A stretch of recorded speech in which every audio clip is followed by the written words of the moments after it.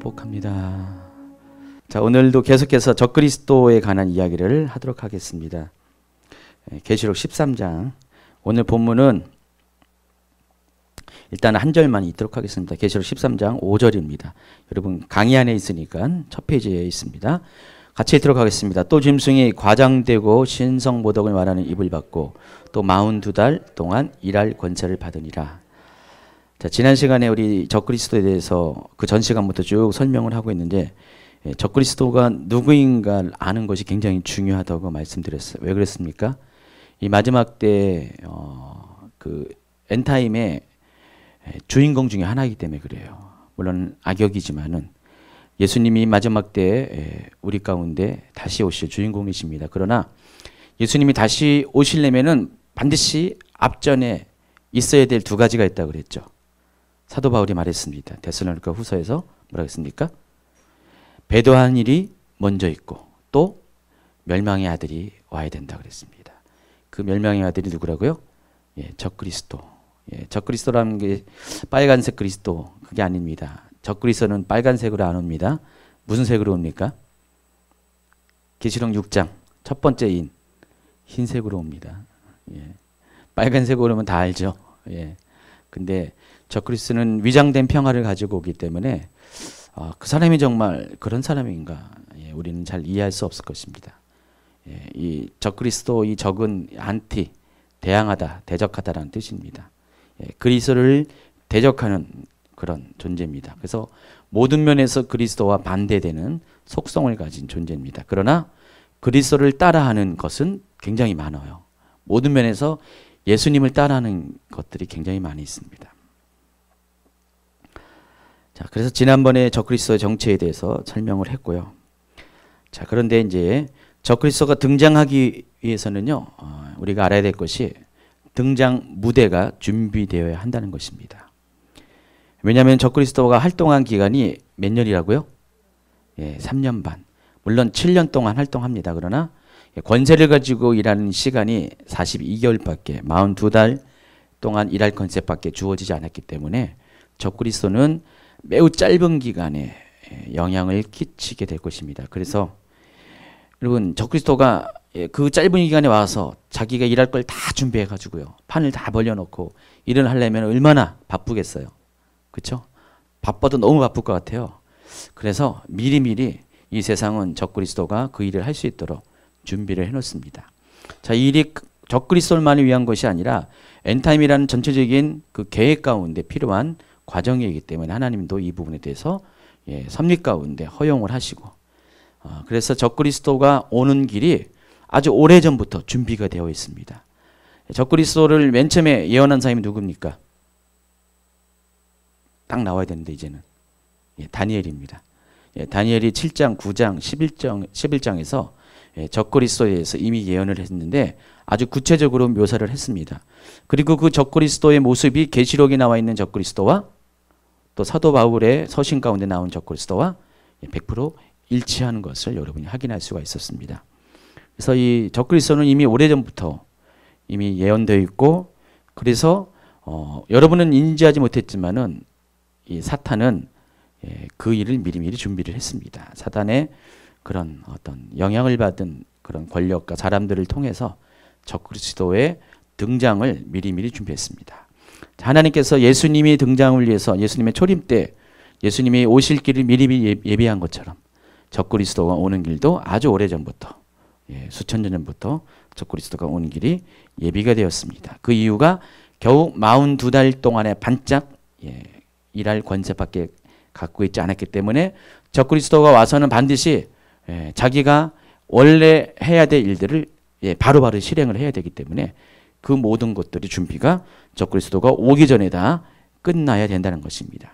그래서 예수님이 오실 길이 예비된 것처럼 적그리스도의 올 길도 예비가 되는데 그냥 보통 길이 아니라 대로입니다. 큰 길이 열려져서 적그리스도가 너무 편하게 바로 이 세상 가운데 등장할 수 있도록 그 길이 준비가 되고 있습니다.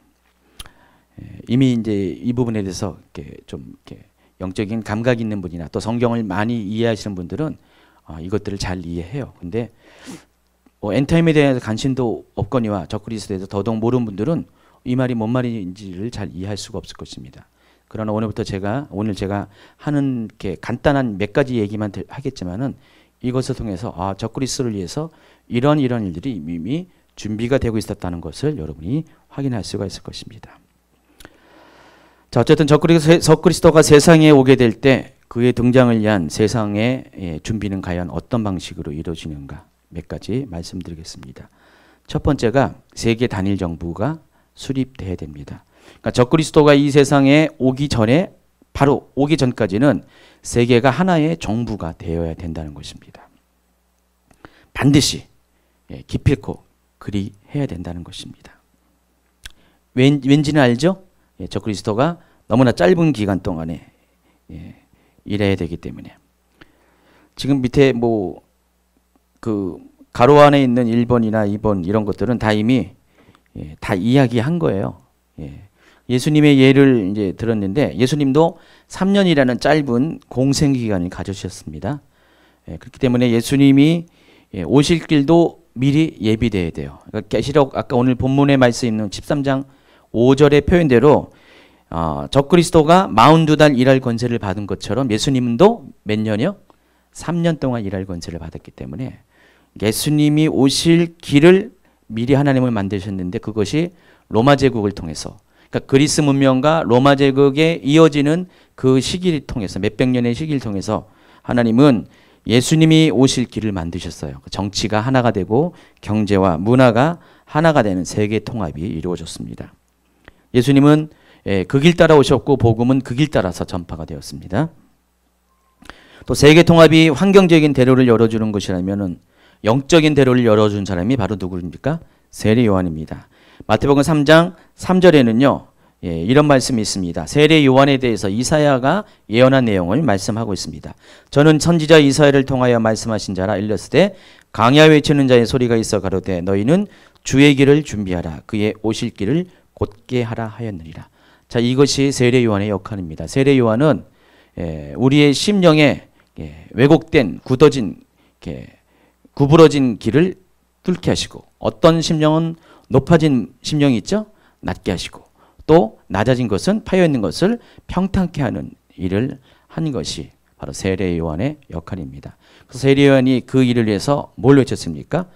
회개의 복음을 외쳤죠. 그래서 예수님이 오시기 전에 세례 요한은 회개의 복음을 외쳤고 또 세례를 줌으로 인해서 예수님이 오셨을 때 사람들이 심령이 미리 열려 있었고 바로 예수님을 영접할 수 있도록 그렇게 준비하는 길을 걸었다는 것입니다. 마찬가지로 적그리스도가 세상에 등장할 때도 그런 일이 있어야 된다는 것입니다. 자, 그런데 우리가 500페이지를 넘어갔습니다. 그리스도의 초림 때에는 예수님이 처음에 올 때는요. 이 세계가 진정한 하나 되는 세계는 아니었어요. 예수님이 활동하는 그 팔레스틴 중심으로 한 중동이나 유럽, 북아프리카 그 정도까지만 세계가 로마 제국에 의해서 하나가 되었습니다. 뭐 로마 제국 이전에는 그때까지만 해도 그러한 나라는 없었죠, 물론.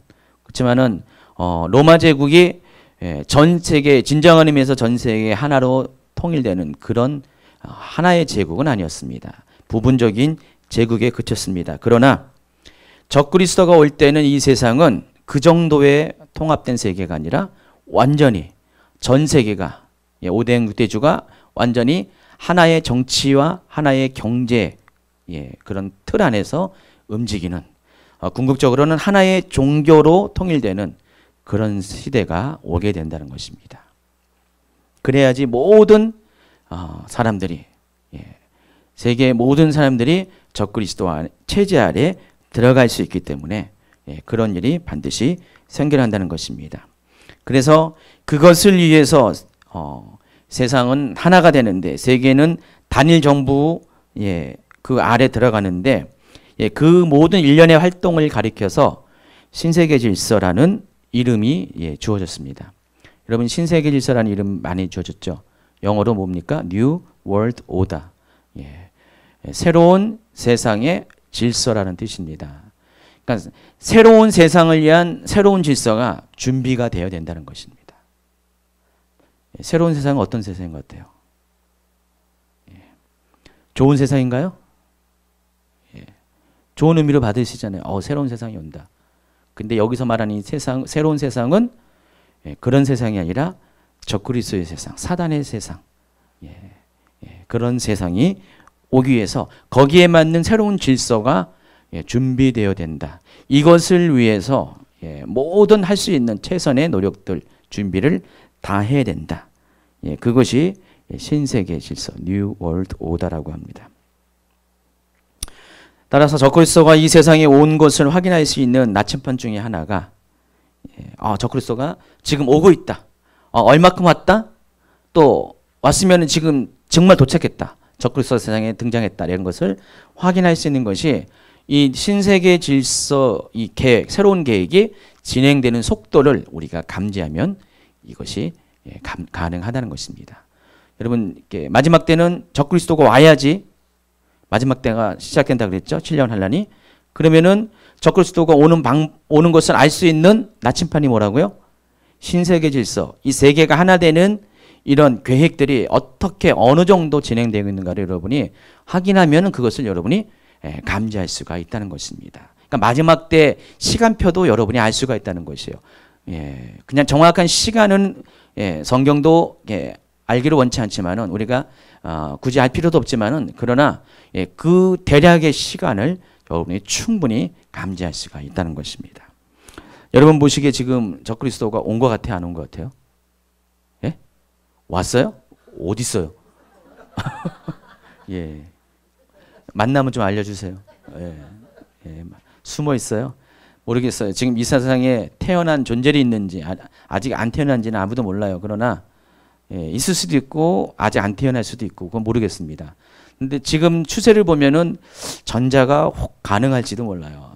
시대가 정말 마지막을 향해서 가고 있기 때문에 크게 오랜 시간이 남아 있는 것 같지는 않아 보입니다. 개인적으로 그렇게 생각하는데 여러분도 그렇게 생각하시나요? 그러고 싶지 않은 모양인데.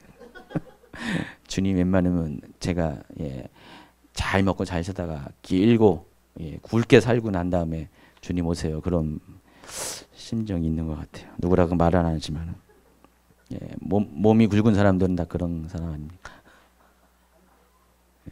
농담입니다. 그래서 이 적그리스도가 온지 안 온지는 우리는 아직은 몰라요. 모르지만은 지금 이 세상의 흐름을 보면은 굉장히 임박해 있다는 것들은 우리가 알 수가 있습니다.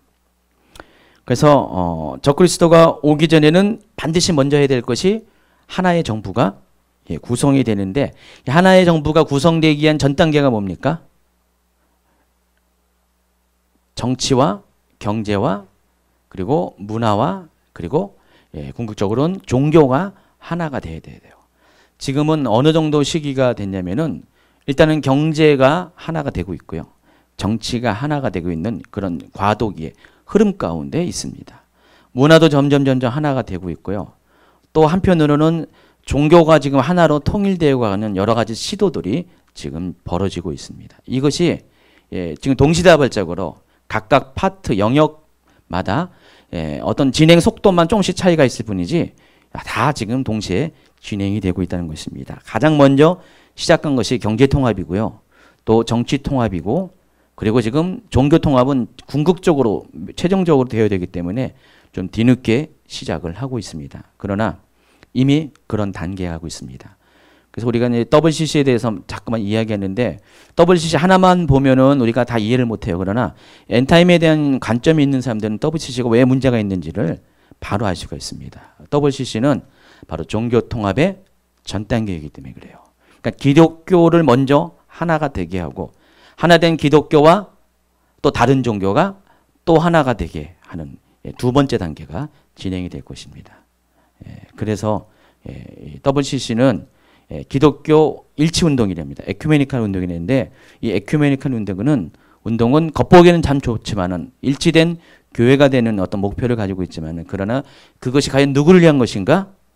결국은 하나의 종교를 지향하는 최종적인 사단의 노림수가 있기 때문에 엔타임을 바라보는 분들은 이것을 알아요. 그러나 엔타임을 바라보지 못하는 분들은 몰라요. 당연히 모르니까 자꾸만 좋은 얘기만 할 수밖에 없다는 것입니다. 자, 여지껏 설명한 것들이 500페이지 하단에 도표로 제가 그려놨습니다. 먼저 헬라 문명이 시작되었고 로마 제국이 건설되었고 예수님의 초림이 있고요. 마찬가지로 똑같은 모습으로 신세계 질서가 바로 헬라 문명처럼 세계를 하나로 묶는 그런 촉매제 역할을 하고 그 신세계 질서 계획에 의해서 마침내 로마 제국이 세워진 것처럼 세계 단일 정부가 세워지게 될 것입니다. 7번째 왕이 세워지게 될 것입니다. 그리고 8번째 왕, 7번째 왕에서부터 나온 7왕국에서 나온 8번째 왕인 적그리스도가 이 땅에 와서 적그리스도의 나라를 세울 것이고 바로 그때 연이어서 예수님의 재림이 일어나게 된다는 것입니다. 그래서 여러분이 이 부분을 좀 기억을 하셨다가 이 신세계 질서의 진행의 상황들을 잘 체크하시면은 마지막 때에 대한 임박한 시간표를 여러분이 알 수가 있다는 것입니다. 501페이지로 넘어가세요. 두 번째입니다. 적그리스도가 오는 것을 알 수 있는 또 다른 나침판이 뭐냐면은 바로 이 666 짐승의 표. 이 짐승의 표에 대해서 뭐 이렇게 설왕설래 말이 많습니다. 말이 많지만은 이제 강의가 한두 가지가 더 끝나면은 두 강의가 더 끝납니다. 두 강의 더 끝난다면 이제 짐승의 표에 대해서 또 시리즈 강의가 바로 이어질 겁니다. 그때 가서 더 자세히 이야기할 겁니다. 아주 낱낱하게 짐승의 표에 대해서 이렇게 여러분에게 설명을 할 건데 일단은 그런 어떤 결론적인 이야기를 먼저 내려놓고요. 짐승의 표가 무엇인가에 대한 어떤 결론적인 얘기는 내려놓고 짐승의 표는 한 가지 중요한 것은 계시록 아까 13장 안 읽었는데 13장 16절 17절 18절을 한번 읽어볼까요? 그가 모든 자 곧 작은 자나 큰 자나 부자나 가난한 자나 자유인이나 종들에게 그 오른손이나 이마에 표를 받게 하고 누구든지 이 표를 가진 자 외에는 매매를 못하게 하니 이 표는 곧 짐승의 이름이나 그 이름의 수라. 지혜가 여기 있으니 총명한 자는 그 짐승의 수를 세어보라. 그것은 사람의 수니 그의 수는 666이니라. 자, 여기 나와 있는 이 짐승의 표의 가장 핵심적인 게 뭡니까? 모든 사람이 받는다는 것. 여기 있잖아요. 모든 자. 모든 자에 대해서 쭉 또 세부적으로 열거합니다. 작은 자, 큰 자, 부자, 가난한 자, 자유인이나 종들 다 대비되는 거잖아요. 모든 사람이 다 속해 있다는 것이죠. 그러니까 이때가 되면은 어느 누구도 뭐 부자라고 해서 가난한다고 해서 돈 없다고 해서 이거 못 받는 게 아닙니다. 또 권력자라고 해서 권력이 없다고 해서 차별이 있는 게 아니라 이 짐승의 표를 받는 것에는 차별이 없습니다. 모두가 받게 됩니다. 반드시. 그래서 받게 되는 그 목적이 뭡니까? 이 표를 가진 자 외에는 매매를 하지 못하게 하기 위해서. 다시 말해서 경제활동을 못하게 합니다. 먹고 살 수 있는 모든 그런 통로들을 다 차단합니다. 여러분이 껌 하나 사고 싶어서 슈퍼에 가더라도 이 표가 없으면 껌을 살 수가 없습니다. 아무것도 못합니다. 그래서 그것을 통해서 통제하고 싶은 것이 뭡니까? 바로 이 사람이 짐승에게 곧 적그리스도에게 속한 자냐 속하지 않는 자를 구별하는 판단하는 근거로 사용한다는 것입니다. 그러니까 짐승의 표를 받은 사람은 적그리스도에게 경배를 하는 사람이에요. 적그리스도의 그런 권위 안에 순복하는 사람입니다. 그러니까 적그리스도를 그리스도로 이렇게 영접한 사람입니다.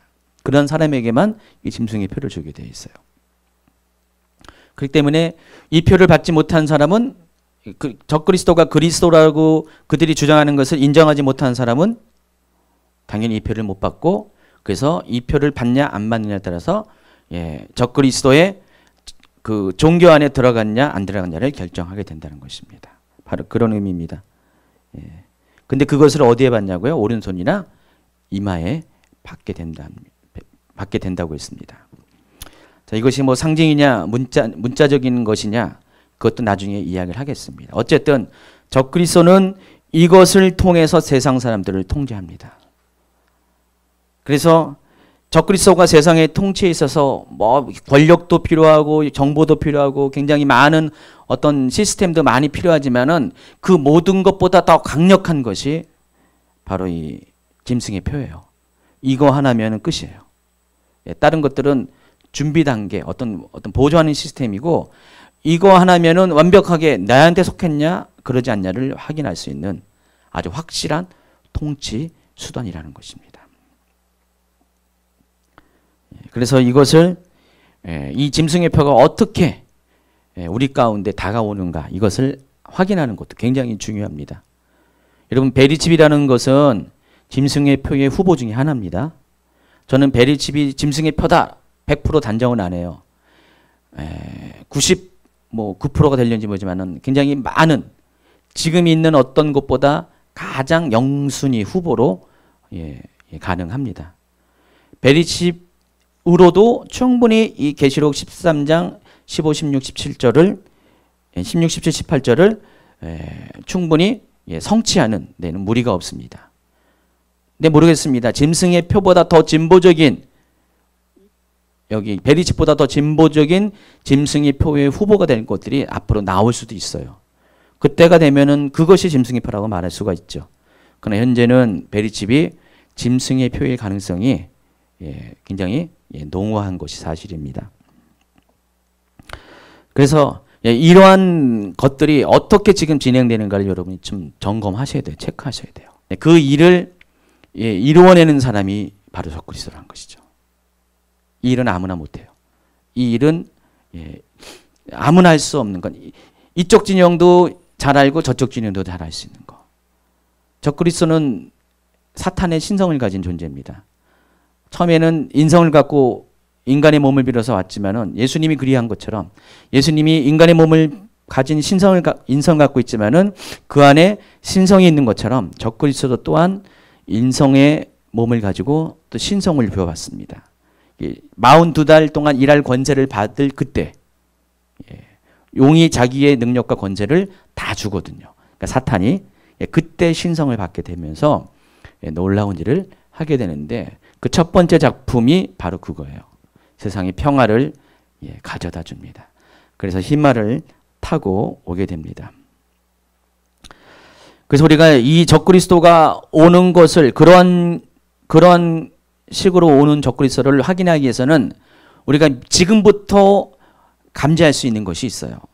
적그리스도가 그런 모습으로 언제쯤 오는가. 뭘 보면 됩니까? 이스라엘을 보면 알아요.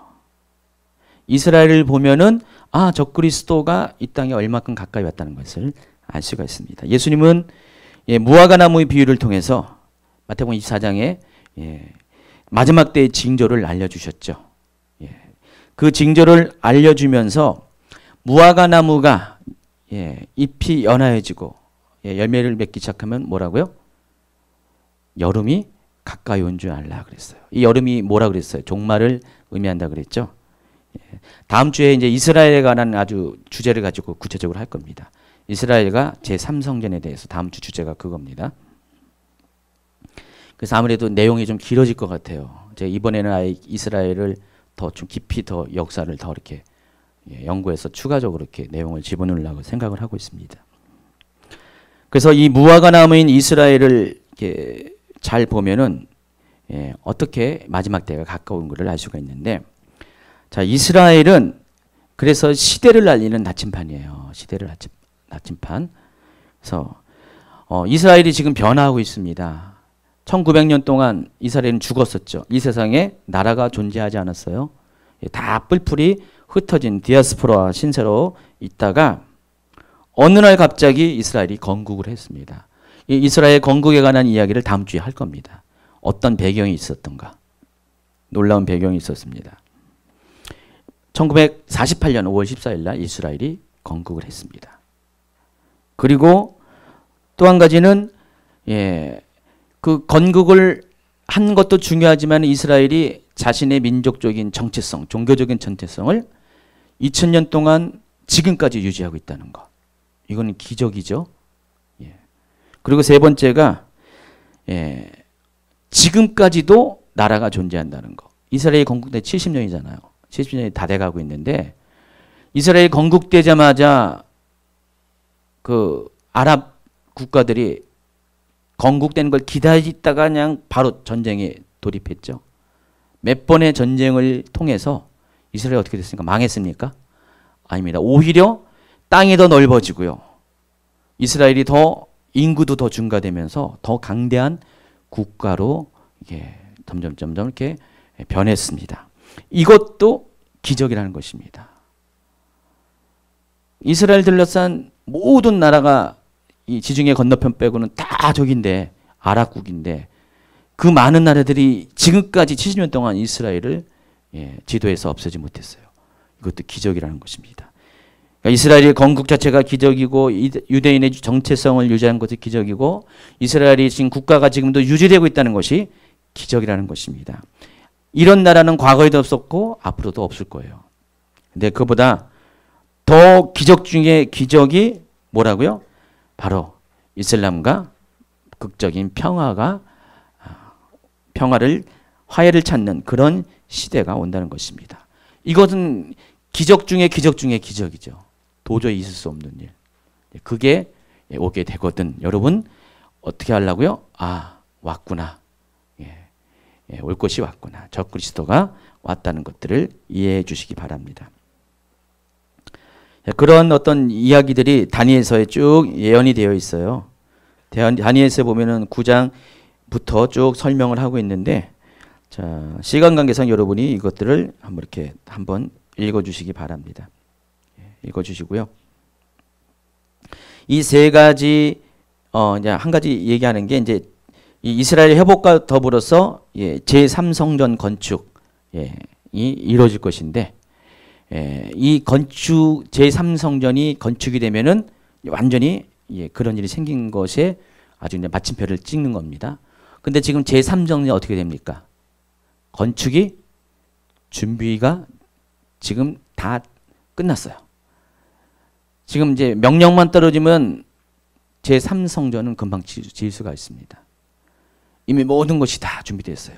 필요한 물품들, 거기 섬길 수 있는 레인의 DNA를 갖고 있는 사람들도 다 준비됐고요. 그들을 벌써 훈련시켜가지고요. 제사장 학교가 있어요. 지금 유대인에. 한 100여 명의 그 레인들이 준비되어 있고요. 그러니까 지금 건축만 딱 되면은 모든 것이 몇 달 안에 다 끝나요. 석 달이면 건축이 끝난다고 하더라고요. 그래서 뭐 여러분 제3성전이 먼 얘기가 아닙니다. 이미 다 끝났기 때문에 그냥 때만 이르면은 모든 것이 그냥 원래 성경의 계획대로 다 이루어지게 된다는 것입니다. 지금 현재가 그런 시기에 와 있어요. 여러분 잘 보고 있기만 해요. 뉴스 잘 보고 계셨다가요. 그런 일이 생기면 이때구나라고 여러분이 생각하시기 바랍니다. 503페이지로 넘어가세요. 그럼 아까 처음에 말씀드린 적그리스도가 오는 첫 번째 나침판 중에 하나가 뭐라고요? 세계 통합운동 그리고 NWO라고 하는 뉴 월드 오더라고 하는 신세계 질서, 이것에 대해서 여러분이 오늘 좀 알아보시기 바랍니다. 제가 이 얘기를 하면은 목사님이 또 무슨 음모론을 말하고 있는가, 그렇게 들릴 수도 있어요. 왜냐면 음모론자들이 많이 얘기하니까요. 근데 그 음모론이 근데 다 틀린 건 아니더라고요. 많은 게 진실이기도 해요. 근데 오늘 제가 음모론적인 색깔이 있는 내용들을 좀 소개하고자 합니다. 지난 강의에서 카터 행정부 시절에 전 백악관 국가안보 담당 보좌관이었던 사람이 누구랬습니까? 브레진스키. 이 사람 사진도 지난 강의에는 이렇게 올려놨는데, 이 사람이 NWO에 대해서 정의를 내렸습니다. 뭐라고 했습니까? 지난주보다 더 구체적으로 이제 설명을 했습니다. 여러분이 같이 한번 읽도록 하겠습니다. 뉴 월드 오더, 신세계 질서란 시작. 세계를 하나의 국가로 통합시키는 실행 방법이다. 유엔은 세계 정부의 집권부가 되고 정치와 종교와 경제를 단일화시키기 위한 방법으로서 왜 모든 나라들을 핵무기를 축소 또는 감축시키고 대신에 각 나라의 군대를 유엔군으로 편입시켜서 결국은 유엔군이 보안을 담당케 하는 것이 목표이다. 바로 이 미국의 그때 당시에 브레인에 해당하는 두뇌에 해당하는 브레진스키가 뉴 월드 오더에 대해서 이렇게 정의했습니다. 새로운 질서를, 세계 질서를 계속 말합니다. 여러분 이런 영상 봤잖아요. 뭐 이렇게 각 나라의 국가 수반들이 계속해서 뉴 월드 오다, 뉴 월드 오다. 예, 특별히 영어권에 하는 연설 가운데 언급하는 것들을 어느 분이 그냥 그 장면만 탁탁탁탁 캡처해가지고 편집해가지고 실어놨더라고요. 많은 사람들이 뉴 월드 오다를 얘기하고 있거든요. 지금도 이야기하고 있어요. 지금도. 예, 부시 대통령도 얘기했고요. 다 얘기하고 있습니다. 근데 그 뉴 월드 오다라는 것이 다른 것이 아니라 세계를 하나의 국가로 통합시키는 실행 방법이에요. 그러니까 세계 단일 정부를 만드는 방법이 이런 뉴 월드 오다라는 시스템, 이 개념에 의해서 이렇게 해야 된다는 것입니다. 뭐라 그랬습니까? 유엔이 세계 정부가 됩니다. 그리고 정치와 종교와 경제를 단일화시킵니다. 그래서 어떻게 됩니까? 모든 나라의 군권을 어떻게 돼요? 유엔이 가져가야 된다는 것입니다. 지금 다 나라별로 군권을 각 나라가 갖고 있잖아요. 근데 예, 그 군대의 주권을 누가 갖는다고요? 유엔이 갖게 된다는 것입니다. 그래서 모든 나라는 유엔의 통제 안에 들어가야 된다. 그래야지 진정한 세상이 하나가 되는 세상이 오게 된다. 왜냐면 각 나라가 군권을 갖고 있으면 마음에 안 들면 싸우면 그만이잖아요. 그래서 모든 무력을 다 유엔이 차지하는 그런 날이 올 때 비로소 세상은 하나가 된다는 것입니다. 그 전에 먼저 정치와 경제와 그리고 종교가 하나가 되고 그리고 또 군권마저 하나가 되면은 진정한 세계가 연합되는 그런 하나의 세상으로 만들어지는 그런 때가 오게 된다는 것입니다. 그때 그 모든 그 세상을 누가 통치합니까? 행정부가 누가 됩니까? 거버먼이 누굽니까? 유엔이 된다는 것입니다. 이게 이제 이 NW를 정의하는 이 브레진스키가 말하는 NW의 구상 계획이에요. 자, 이것을 이제 또 설명을 하겠지만은 잠시 접어두고 신세계 질서와 관련해서 빼놓을 수 없는 논쟁이 하나가 또 있습니다. 그것은 미국인들이 가장 많이 사용하는 1달러 지폐, 그 말도 많고 탈도 많은 그 1달러 지폐의 뒷면에 있는 문양에 얽힌 미스테리입니다. 예. 1달러 지폐 혹시 못 본 분 계세요? 예. 그런 분을 위해서 뒤에 그림을 이렇게 제가 여러분 이제 요거 오려가지고 사용하지 마세요. 예. 1달러 지폐가 504페이지 나와 있습니다. 한번 보세요. 잘 한번 노려보세요. 예, 노려봤습니까? 누가 또 노려보고 있네 거기서. 예, 여러분이 노려봤더니 무슨 눈 하나가 노려보고 있잖아요. 지폐. 여러분 이 지폐를 보면은 뭘 생각합니까? 전시한 생각하는데 예. 아니 무슨 미국 지폐 뭐 이런 게 있나? 특이하지 않아요? 예, 특이할 것 같아요. 그렇죠? 예. 그래서 이 지폐에 있는 과연 1달러 지폐 뒤에 있는 다른 액수 5달러, 2달러나 5달러나 이런 데는 요 그림이 없어요. 오직 1달러 지폐에만 요 문양이 있습니다. 1달러는 미국 사람들이 가장 많이 사용하는 지폐예요. 1달러를 많이 사용합니다. 우리나라 1,000원과 같은 것이죠. 근데 여기에 이런 문양이 있는데 과연 이 문양이 의미하는 것이 과연 무엇일까? 예, 이거에 대해서 제가 이제 설명을 하겠습니다. 일단은 의문을 제시하는 게 여기 보면은요 왼쪽 그림을 보세요. 1달러 지폐를 더 약간 확대한 왼쪽 그림을 보시면은요 거기에 보면은 피라미드가 있고 위에 또 삼각형 안에 눈이 있고 섬광이 있고 또 위에 글자가 있고 밑에도 글자가 있고 피라미드 밑단 제일 밑단에도 또 글자가 있습니다. 과연 이것들이 그냥 만들어진 것이 아니라 이유가 있어서 이런 도안이 형성이 됐는데 과연 이 도안이 왜 만들어졌고 또 어떤 의미가 있는가 이것을 알아야 됩니다. 한 가지 의미는 여기 있는 글자들은 다 모두가 영어가 아닙니다. 라틴어입니다. 그것도 일반적으로 쓰는 라틴어가 아니라 고어예요. 고어. 여러분 한글도 고어가 있잖아요. 우리요. 그러니까 미국 사람이 쓰는 지폐 미국 사람이 이해할 수 없는 라틴어로 쓰여졌고요. 또 로마 사람도 지금 현재 그 이탈리아 사람들도 잘 이해할 수 없는 옛날 언어로 쓰여진 이유가 과연 뭘까? 그것이 궁금하죠. 그것이 궁금해요. 제가 이거 좀 얘기하느라고 좀 오늘 시간이 좀 끌었어요. 제가 이거 좀 설명하려고 끌었는데. 자, 그리고 웬 또 피라미드고 또 무슨 눈은 뭐야 이거. 이것들 이런 것들이 굉장히 궁금할 거예요.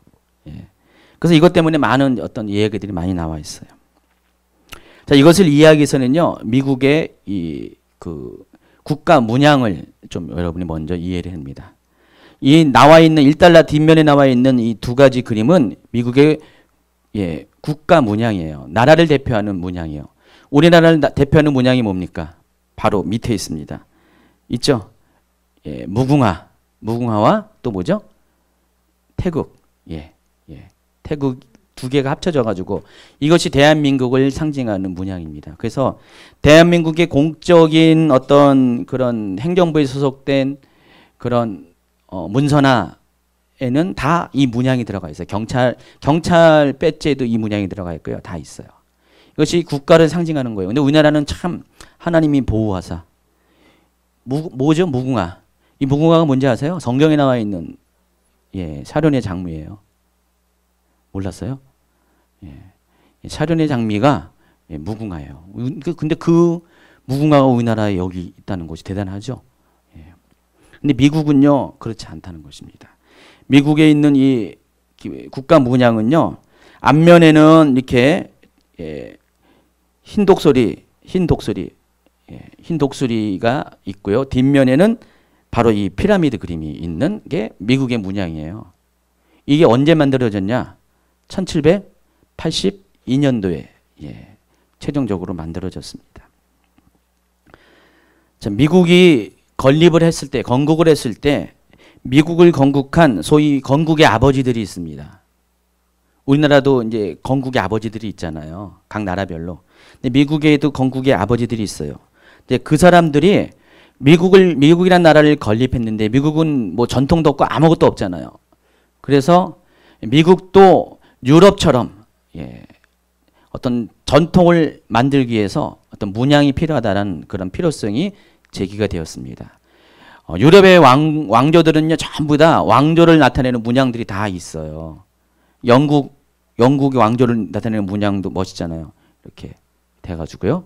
그런 여러 가지 문양들이 있는데 거의 사자가 많이 들어가더라고요. 근데 미국도 그것이 있어야 됐다라는 필요성이 제기돼가지고요. 1776년에 7월 4일 날 미국이 어떻게 했습니까? 독립을 선포했죠. 바로 그날, 그때 당시에 건국의 아버지인, 나중에 다 이 사람들이 대통령이 됐죠. 벤저민 프랭클린, 존 애담스, 토머스 제퍼슨, 이 사람들이 이 미국의 국가 문양을 만들기 위한 위원회의 첫 번째 멤버가 됩니다. 그래서 이 사람들이 미국을 대표하는 문양이 어떤 것이 좋을까를 연구를 하기 시작했습니다. 몇 번의 논의 끝에 1782년에 의회에서 마침내 미국을 상징하는 국가 문양을 확정을 지었습니다. 승인을 했습니다. 그것이 바로 지금 이 1달러 지폐 뒷면에 있는 이 두 가지 문양이고 이것이 앞과 뒤예요. 만약에 메달처럼 생각하면은 메달의 앞면은 이게 독수리가 있는 거고 뒷면에는 이 피라미드가 있는 것이죠. 이게 그때 제정돼 가지고 지금도 미국에서 사용하는 문양이라는 것입니다. 이 지폐는 1935년경에 연방준비이사회에서 미국의 달러를 발행하는 연방준비이사회에서 FRB죠. 거기서 만들었습니다. 그래서 이게 이제 이 문장 안에는 그래서 미국의 건국이념과 사상이 요약되어서 표현되어 있었다는 것입니다. 그래서 우리가 이제 1달러에 대한 이 이야기를 하면은 사람들이 막 1달러에 대한 이야기를 뭐 이상하게 얘기한다고 음모론이라고 막 이렇게 주장을 하는 분들이 많이 있어요. 원래 그러면 이 미국에서 이것을 만들 때 이것이 어떤 의미가 있는가를 설명하면서 했을 거 아니에요. 이 문양은 이런 상징성이 있습니다라고 했을 때 그 내용이 어떤 것이냐. 제가 이제 이거를 위키백과라는 인터넷 백과사전에서 찾아서 예, 번역은 구글이 했고요. 제가 안 했고 번역은 구글이 했고 예, 이거를 제가 이렇게 정리해서 여러분에게 소개를 하겠습니다. 먼저 이 국세의 앞면에 보면은요, 예, 금색 부리를 갖고 있고요. 이 입이요, 부리가 금색이죠. 그리고 예, 갈색 예, 머리를 갖고 있는 예, 흰머리 예, 대머리 수리입니다. 예, 독수리, 대머리 독수리. 이 독수리가 이제 미국의 국조가 독수리라는 거 아시죠? 우리나라는 뭐였죠? 봉황인가? 우리나라는 봉황인가? 아, 우리나라 학이에요? 봉황 아니에요? 호랑이에요? 아, 국조, 새가 국조, 나라를 대표하는 새. 봉황 같기도 뭐였더라? 봉황 같은데. 사실 그렇습니다. 미국을 상징하는 국조가 독수리예요, 독수리.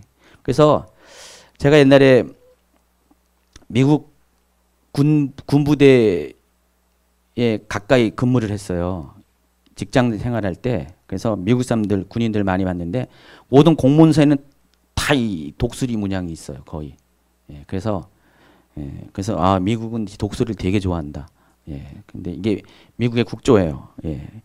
그래서 이 국세 안에도 이 국가 문양 안에도 예, 국조인 독수리가 들어가 있습니다. 근데 예, 이 독수리를 잘 보시면은요, 공통된 게 있어요. 뭐가 있을 것 같아요?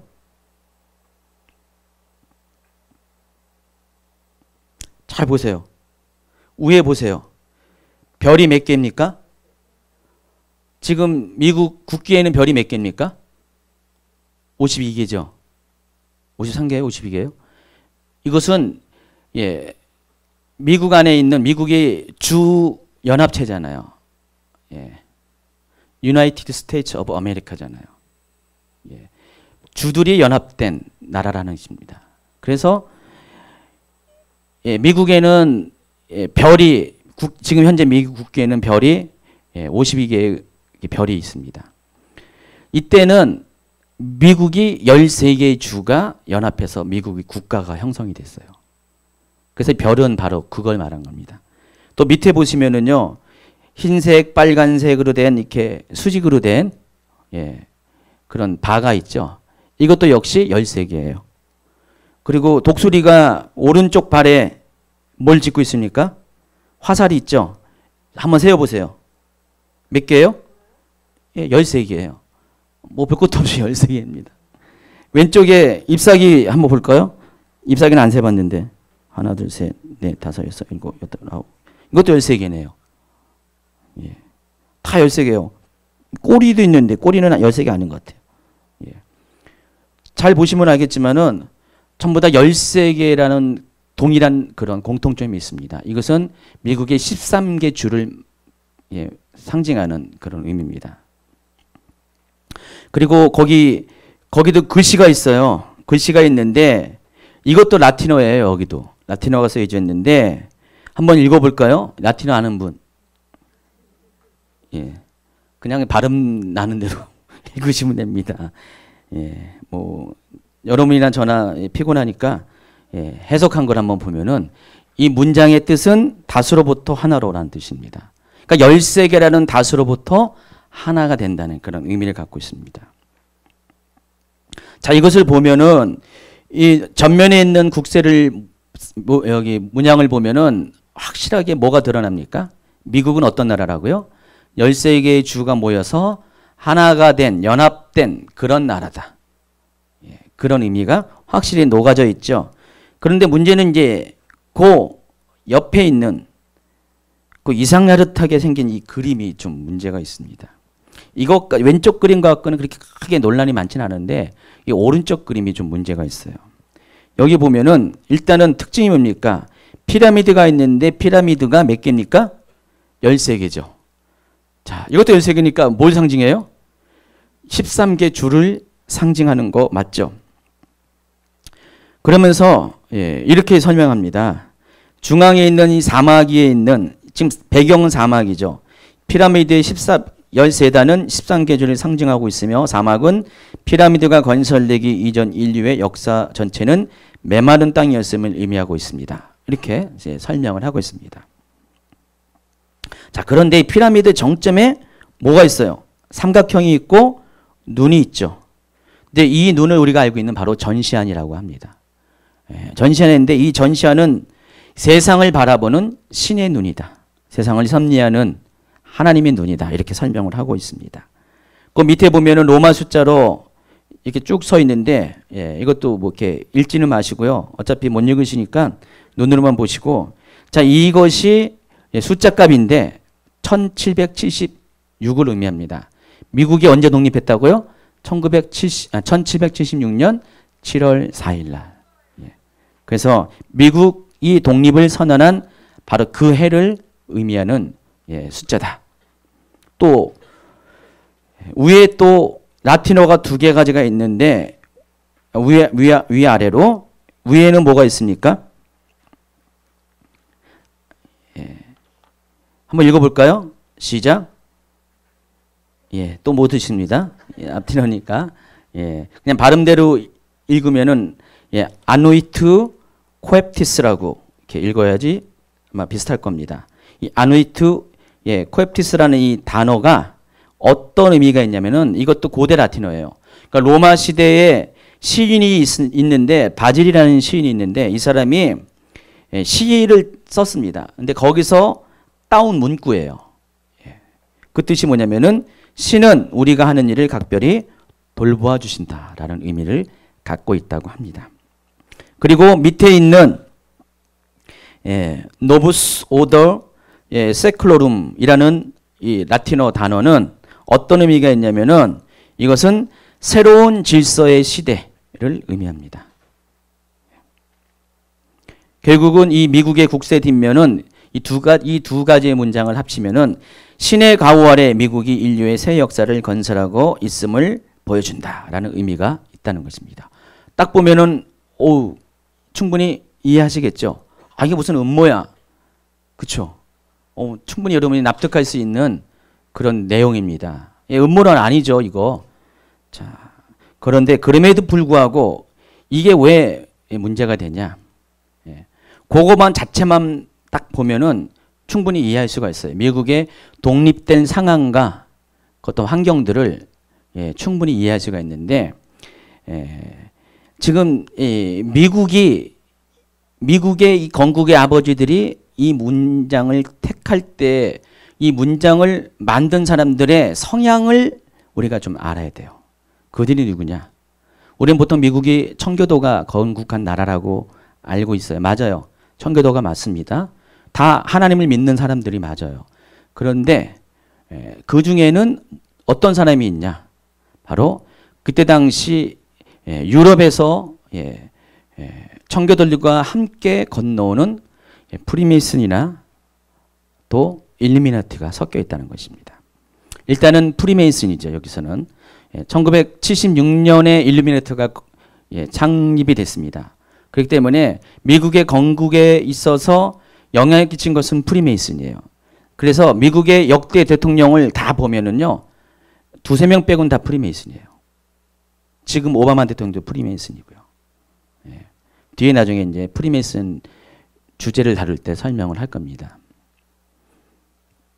자, 밑에 하단의 그림을 보면 506페이지 보면은 누구냐면은 워싱턴이라고, 초대 대통령 워싱턴입니다. 506페이지입니다. 자, 위에 글씨가 있죠. 뭐라고 써 있습니까? 워싱턴 as a Freemason. 프리메이슨으로서의 워싱턴이라는. 가지고 이 워싱턴 대통령의 초상화인데 이 워싱턴을 완전히 프리메이슨이라고 공개적으로 이렇게 설명을 하고 있습니다. 그러니까 이때 당시에 그려진 그림이죠. 이때 당시에 그려진 그림인데 보면은 이 워싱턴이 치마를 두르고 있죠. 이때부터 남자들이 이렇게 열심히 주방일 도와준 게 아니라 이 앞치마는요 프리메이슨의 상징이에요. 프리메이슨이 뭐냐면은 뒤에 설명할 겁니다. 석공조합이라는 뜻입니다. 그러니까 유럽의 석공들이 연합한 어떤 길드예요. 조합이에요. 요즘 무슨 노동조합 같은 그 조합인데 그 석공들이 석재일을 할 때 이 앞치마를 두르고 하죠. 봤죠? 영화 같은 데 보면은 석공들이 앞에다가 이렇게 무슨 하잖아요. 공작하는 분들 보면은요. 예, 그 앞치마를 상징하고 거기 보면은 삼각자와 캠퍼스가 있습니다. 그게 앞치마 앞 가운데 문양 있잖아요. 삼각사 캠퍼스예요. 석공들이 사용하는 도구입니다. 중요한 도구입니다. 그래서 프리메이슨이라는 것은 자유 석공 조합이라는 뜻이에요. 메이슨이 석공이거든요. 그러니까 프리라는 것은 자유롭다 해가지고. 그래서 이것이 석공들의 모임이었지만 점점 발전해가지고 사회 각계의 중요한 리더십들이 모여져가지고 일종의 어떤 큰 이익단체가 됐어요. 근데 이 단체가 문제가 뭐냐면은 바로 우리가 알고 있는 지금 신세계 질서를 만들기 위해서 오랫동안 준비해오고 사람들을 끌어모으면서 그렇게 해온 그런 단체라는 것입니다. 그러니까 프리메이슨에 대해서도 한 몇 시간 강의를 나중에 할 겁니다. 뒷부분에서 계시록 18장 할 때 이 부분을 다룰 것입니다. 워싱턴이 좌우지간 바로 프리메이슨이에요. 조지 워싱턴이. 기독교인은 맞아요. 하나님 믿었어요. 동시에 프리메이슨이었습니다. 프리메이슨이었어요. 워싱턴이 또 군인이었잖아요. 장군 여기 군인이었고요. 그래서 이 초대 미국을 건립한 사람들의 거의 대부분이 청교도인과 동시에 그 안에는 프리메이슨이 많이 다수가 포함되어 있다는 것입니다. 당연히 어떻게 되겠어요? 프리메이슨의 사상과 이념이 국가 이념을 얘기할 때 왜냐면 다 그 건국 주체들이 다 거의 다 프리메이슨이기 때문에 그것을 여기다가 녹여놨다는 것입니다. 이 문양 가운데. 그래서 여기서 말하는 이런 모든 그런 그 흐름들이 결국은 어떻게 되냐면은 프리메이슨의 그런 사상과 별개가 아니라는 것입니다. 자, 한번 507페이지로 다시 돌아가면은요. 1달러로 돌아가겠습니다. 코에프티스 이 단어는 이 뜻이 이렇습니다. 제가 이것도 이제 찾아봤어요. 이거는 영어로 된 그런 그 웹페이지를 찾았어요. 한글로는 안 나오더라고요.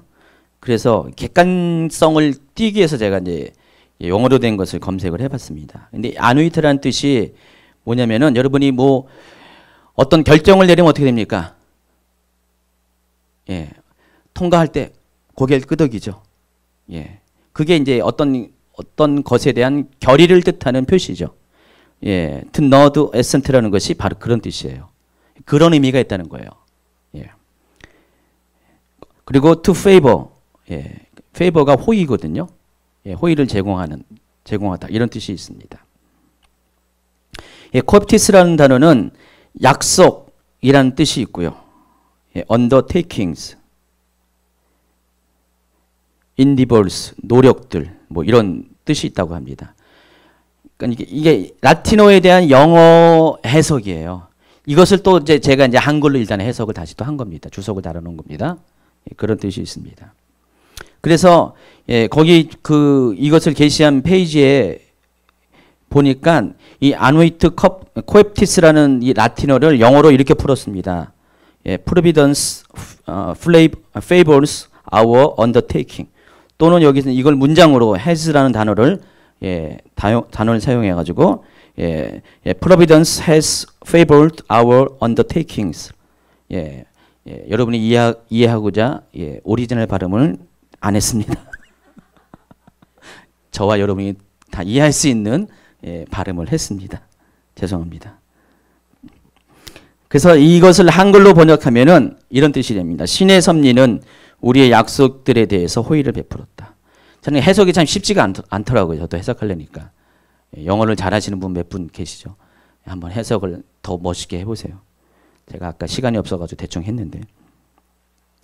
또 미국의 앞날은 신이 보호해 주기 때문에 항상 번영한다라는 그런 의미가 됩니다. 또 단어가 있죠. 밑에 문장. 노브스 오르도 세클로룸. 라틴어입니다. 저나 여러분이나 다 이해할 수 없으니까 예, 그렇게 하시고요. 이것은 굉장히 또 쉬워요. 예, 해석이 쉬워요. 예, 노부스라는 단어는 new, 새로운 것이란 뜻이 여러 가지 뜻이 있는데 그 중에서 새로운 것. 예, 오르도는 예, 오다, 질서라는 뜻입니다. 주문하다는 뜻이 있지만 여기서 오도는 질서를 의미하는 것입니다. 또 예, 세클로룸은 예, ages, 이게 보니까 세대, 시대들 말한 거예요. 복수를 했으니까 예, generations, 예, centuries 뭐 이렇게. 이것을 영어로 번역하면은 new order of the ages 해가지고 시대의 새로운 질서라는 뜻입니다. 자, 우리가 보통 이것을 New World Order라고 이렇게 바로 이렇게 이런 거 안 건너뛰고 바로 이제 통과하니까 이게 뭐 잘못된 오역이라고 많이 하는데 잘 보시면 알겠지만 New Order of the Ages 해가지고 시대의 새로운 질서. 예. 그러니까 그 시대의 새로운 질서라는 의미예요. 아까 예, 이것을 이렇게 주창한 원래 이 미국 사람들이 뭐라 그랬습니까? 미국이 새롭게 세워졌으니까 건국했으니까 미국에 의해서 새로운 시대의 새로운 질서가 세워졌다라는 의미로 이렇게 이것을 해석했다 그랬죠. 그런 의미로 제정했다 그랬죠. 예. 예. 그런데 중요한 것은 여기서의 신이 누구냐 이거예요. 신. 우리가 알고 있는 그 God, 하나님이냐 누구냐는 거죠. 여러분이야 뭐 결론을 내렸겠지만은 모르는 사람들은 아 여기 김재인 성도님은 모르잖아요. 여기서 신은 누구 의미하는 것 같아요? 하나님이에요? 예. 우리는 보통 그렇게 알고 있어요. 이렇게 모르면 겉보기에는 그런데 여기서 말하는 이 하나님은 우리가 알고 있는 하나님이 신은 하나님이 아니라는 것이죠.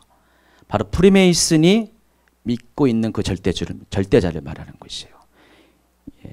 그 506페이지에 있는 워싱턴 그림의 안에 있는 G라는 것이 바로 프리메이슨의 절대자를 말하는 그 약어입니다. G가.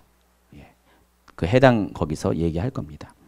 그러니까 여기서 말하는 이 G는 우리 여기서 말하는 그 신은 우리가 알고 있는 그 하나님이 아니에요. 프리메이슨의 하나님이죠. 프리메이슨의 하나님. 그래서 전시하는요. 이제 뒤에 나오면은 일루미나티가 가장 많이 애용하는 피라미드와 더불어서 일루미나티가 가장 많이 애용하는 상징물이 전시안입니다. 요즘 케이팝이나 또 할리우드 영화 같은 데 보면은 곳곳에 피라미드와 이 전시안이 숨겨져 있어요. 암호처럼 막 숨겨져 있어요. 어떨 때는 정지화면을 딱 해놓으면 보일 때가 있고요. 어떨 때는 심지어 애니메이션 배경 가운데도 막 이런 것이 막 녹아져 있습니다.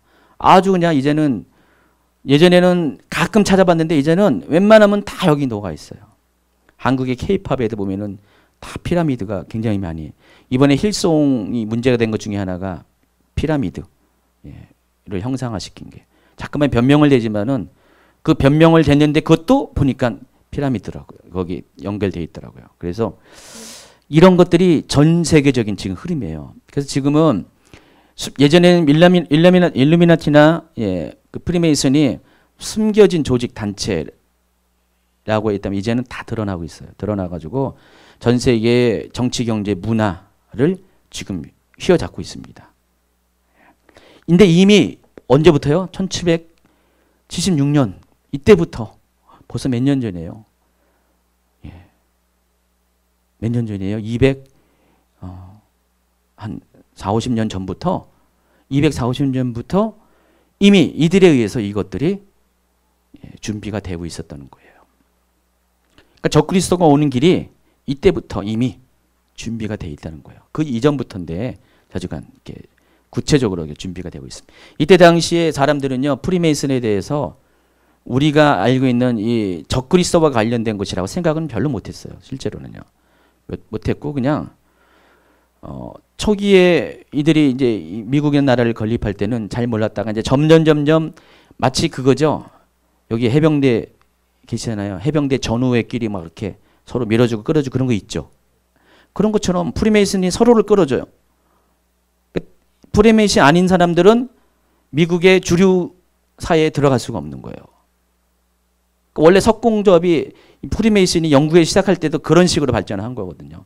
자기들끼리 어떤 동료회가 있어요. 전우회처럼 동료회 있어가지고 자기들 멤버 아니면은 못 들어오게 하는 거예요. 점점. 거기 들어가려면 멤버가 돼요. 그럼 자꾸만 그러다 보면은 출세하려면 프리메이슨이 돼야 돼요.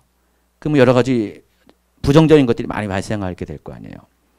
그래서 미국 사회에서 청기도 사회에서 처음에는 몰랐다가 점점점 이 프리메이슨의 정체가 노골화되고 어떤 집단화되면서 프리메이슨에 대해서 경계심이 막 이렇게 발동했죠.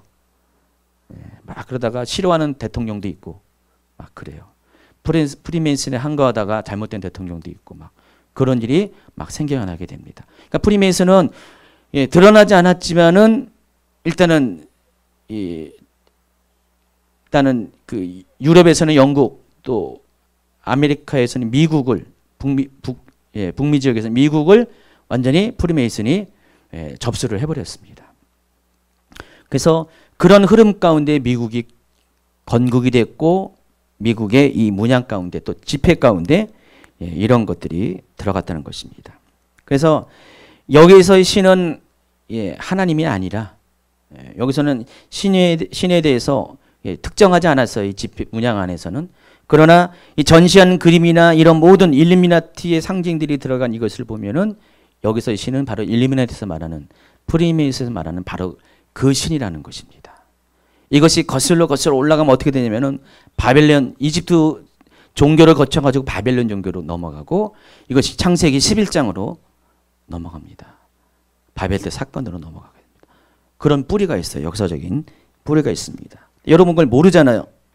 모르기 때문에 우리는 이렇게 알고 있는데 이것이 아주 굉장히 오래된 계획 가운데 이런 것들이 진행이 되고 있다는 것입니다. 나중에 이제 뭐 일루미나티 프리메이슨 얘기할 때 더 구체적으로 일단은 얘기하는 걸로 하고요. 어쨌든 508페이지로 다시 또 넘어가면은요. 오늘 할 일이 꽤 많은데 앞으로도 10페이지가 남았는데 자, 신세계 질서, 우리가 말하는 그 뉴 월드 오더라는 신세계 질서가 어떻게 시작했는가를 좀 알아보도록 하겠습니다. 신세계 질서를 한마디로 말하면은 세계 단일 정부를 구축하기 위한 시스템을 말하는 것입니다. 세계가 하나 된 그런 국가, 세계상이 되기 위해서는 어떻게 해야 되냐?